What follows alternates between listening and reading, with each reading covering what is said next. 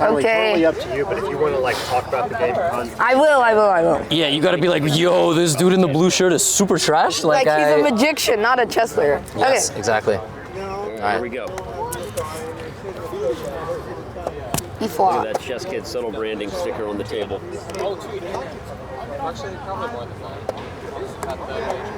I forgot. Danny played this against me, and he won, so I'm sure you're in good hands. Yep. I think it was an accident.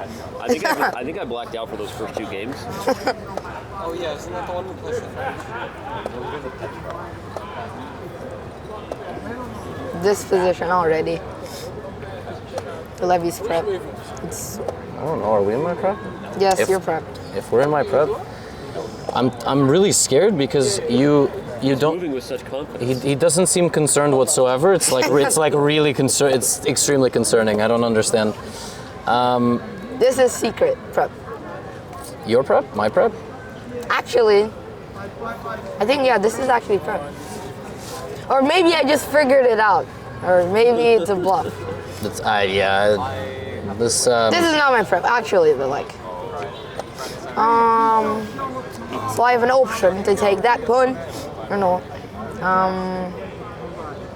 What I want to do. Hey Tony, is this legit prep? I have a suggestion, Tani. What? Why don't you take none of my pawns? I just take none of them? Just don't take any of my pawns. Okay, I won't take any of your pawns. Okay. It's a deal's a deal. I'll first them to be taken. Wow, this is actually crazy. What, this position? No, actually, yes. Yeah, it is. Like actually. Okay. I mean, this prep is playing off. Wait a second. Wait a minute. So yeah, this was what I was fearing when I actually You're played. playing this a little too focused here for me. Are we supposed to be like more goofy? What's this? King to d7. Why did I think about that move? Like, I mean, this is all prep. I mean, look at this. I watched a video of you today before I was coming here. I'm really sorry. And it was about a Magnus destroying everybody, Yes. right? Were you inspired? And I was inspired. And he hanged the pawn, or not hanged, he sacrificed the pawn in the opening, first game. And he sacrificed the pawn to have major counterplay. Okay. And I'm inspired by this. So I'm doing exactly what he did. But you're giving me way more than. Am I mated? Yes, you are. Am I really? Yes, you are. Wait a second. Oh my God.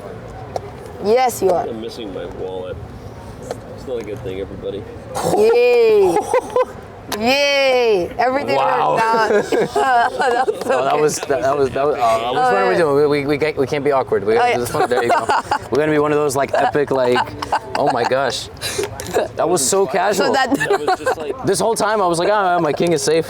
Hey everyone, the game that you just saw was part of some footage that we recorded back in October 2022 when Chess.com came to town. That was played in Washington Square Park in New York City, and I'm going to take you through that game right now. Now, if you've been watching my channel for a long time, you know that I'm not home. That's a hotel bed. I don't live here, so I have my travel setup. Please disregard if the camera is at a slightly lower frame rate than the amazing one that you just saw. I made the bed, by the way, so you think that I'm well put together and organized and responsible and have my life together, essentially.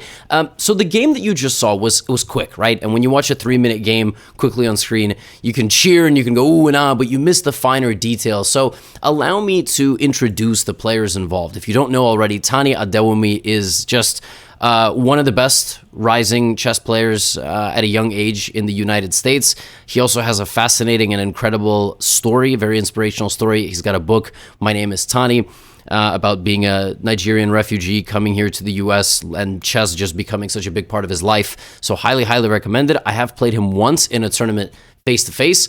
That was also a complex battle. He ended up beating me in the end. So, I was out for revenge in the park. Not exactly, but, it would have been nice. And this was our first game of a few. If you want, let me know in the comments and I will upload the others. So he began with the move e4. So this is the most aggressive move that you can start with white because it gets out your major pieces that can attack on the light squares. Well, this piece can attack on the light squares. The queen can attack on any square that she wants. And I played d5, the most confrontational first move. We already have tension in the center. He captures, and now rather than playing the traditional Scandinavian defense, which is queen takes d5, and then rotating my queen either to the right, or back down. I played knight f6. Knight f6 is an invitation for my opponent to allow me to enter one of two gambits. This one, where white tries to hang on to the pawn and say, well, you had a chance to take it, you failed to do that. This would be the Icelandic gambit after the move e6.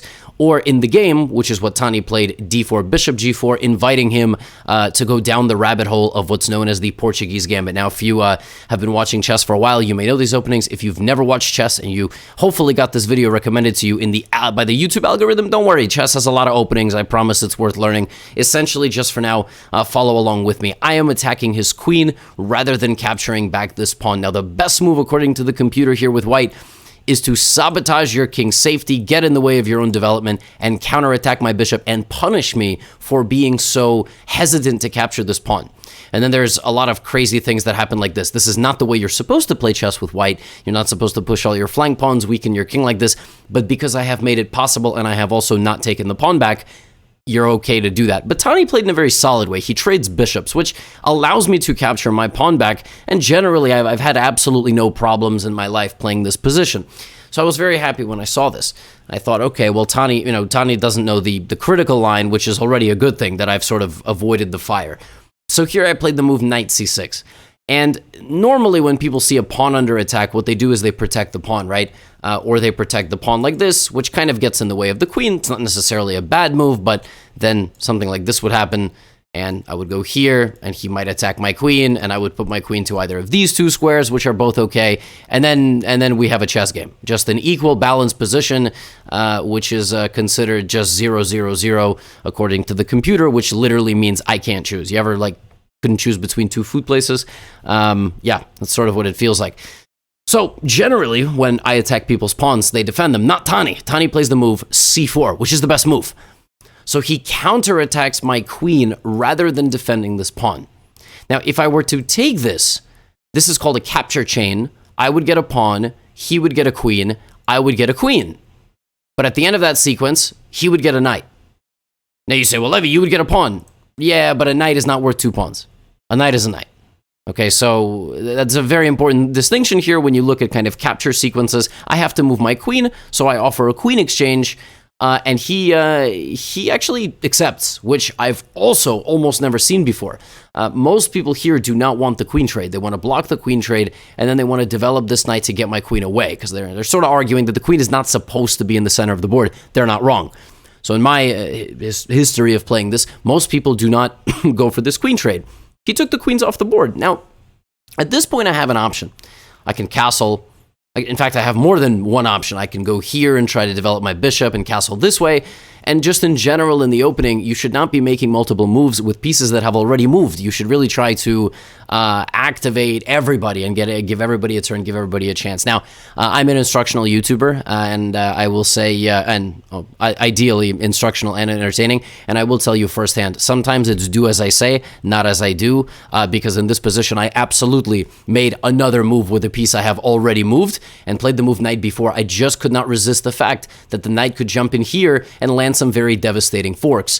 You understand, if my opponent plays a3, I jump in here, I'm going to win a rook. Even if my opponent castled, I would still jump in here and the rook is trapped in the corner. So I thought, okay, well, Tani's messed this up. I'm obviously getting the upper hand here. He plays knight a3. But the thing is, he was playing so confidently that this kind of got me a little bit shook. And obviously, the auxiliary idea of my knight move was not to go here, but to go here and then take this pawn and then get out. And I thought, well, Tani's messed this up completely. Boom, I'm up a pawn. Now, what's funny is that I got everything I wanted, and it's actually not good at all. And from a quick glance in this position, I basically realized Tani cannot play this move and kick me out because I have a fork. So my other knight would come in, and I would be winning a rook here because I would be attacking his king and his rook. I would be winning an exchange. I would be losing my knight for his rook. I thought, well, he's obviously messed this up. Now, again, I had an option to pump the brakes. I had an option to castle. I had an option to maybe play the move e6 to get my dark squared bishop into the game. Instead, I just went all in. All right, and then he played this move, and this move caught me off guard because I thought I could very easily stop this threat, right? He's doing the same thing I did to him, but now I don't have that fork. You see, that is what I overlooked. I overlooked the fact that when I had this move to stop his rook from coming there, this move stopped that. And I cannot get rid of his knight because he's going to come in. And I can't go here because he's going to hit me with the other knight too. We're both battling with our horses. We're both two guys who really like horses. Not like that, weirdos. So I castled long, right? I played the move long castle, sacrificing this pawn with a check so I could win back time and then kick out his knight maybe, or obviously grab a pawn on the way out, all right? Like imagine you rob an arcade and you just grab something else before you go. But he didn't take my pawn with check. I kept giving him these opportunities to mess up, and he just went here, and now I gotta choose which way I'm going. So I grabbed the pawn. I'm now up 2 pawns. Well, in giving him the pawn, in taking the pawns, I gave him the files. So I gave him pawns. Geez, I can't speak. He gave me pawns. I gave him files, right? So look at this. Because I negated development so long in this game, I'm in trouble now, and I gotta be really accurate. I'm gonna have to at least give him back 1 pawn, probably give him back 2, maybe give him back all 3. I'm gonna have to give him my whole queen side to stabilize my position and maybe not be totally lost. So naturally, not wanting to open up the C file, I did this, right? I didn't want to open the line of attack for his rook. The computer hates this move, and I thought here, I'm okay, right? Again, I just thought, I'm fine, but I wasn't. And of course, the young wonder kid saw a move that I hadn't really anticipated, which was this move. I thought, he's down material. He doesn't really want to trade any pieces, which sort of makes sense when you're down material. He does want to trade pieces because this is a direct attack on my king and my knight. And if I take his knight, he's winning time. It's the most important thing in life and also in chess is to win time, right? So now my knight is under attack, which doesn't allow me to play e6 and finish my development. If I got just 1.5 more moves, all right? Just 1.5 more moves, I would start trading. I would start trading with him. I would finish my development somehow, maybe get my king to safety. It's a very tough position, but I would try my best. But I'm out of time, all right? I'm like Vulcan, no time, Ozdemir. All right, I got no time. Like my king has to jump. Look at this. It's like the king's house is on fire, right? And the king is just basically just jumping from the window. Like, look at this. This is nuts. And so I played king e6, and I thought, okay, finally some stability. He's gonna take my pawn, and I'm gonna, my plan is to go here. And I had some dream. My king runs away over here. Everybody forgets that the king ever existed. No, he gives me a check, and now my king is in the center. And this is where I go, wait a minute, am I mated? Yeah, I am. I had no escape. He forced me into taking all his pawns. He offered me 3 pieces of forbidden fruit in this game, checked me into the center of the board, and then right here when I thought I had finally covered up, I was finally free from the checks, and I thought, okay, he's gonna take my rook, and then I'm gonna go here. What I had totally forgot about was the fact that I actually had put him in check as well. Like, I thought I was just playing defense. What I totally didn't realize is I forced him into a good move here, which was rook takes d4, rook d4, and I get mated, checkmated in the utmost embarrassing spot in the center of the board.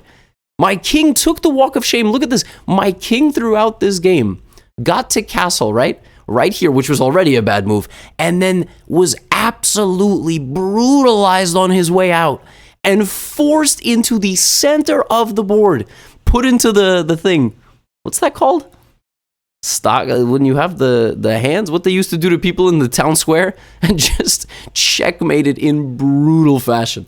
What a game. I mean, honestly, sometimes you lose games and you're mad, and sometimes you lose games and you can do nothing but clap. Sometimes you're just like, I got beat by the better player. Now, I will say, we played more games than this. So if you made it this far in the video, hopefully you did. Hopefully you appreciated the recap. Let me know. I'll upload some of the games. Revenge was still sought. Maybe it was achieved, maybe not. The summary of this game is that if you're going to play an opening which emphasizes early queen play and surrendering the center to your opponent, you got to make sure that you know when to pump the brakes on the position and not be throwing punches from bad angles or your feet sideways, right? Like, in this game, I started using I tried to attack with way less resources than my opponent had. And even though I wandered into the forest and took 1 pawn, it was not worth it because I allowed my opponent to get 5 pieces of development playing. And even though for a brief moment I was down 2 pawns, it really didn't feel like it. In fact, my opponent was just totally winning. In fact, if you fast forward to the end of the game, I played the game without 2 pieces. So respect your pieces, use them. Shout out to Tani once again for the game. Shout out to chess.com for the park footage. And yeah, let me know if you want to see the rest of the match. Cheers.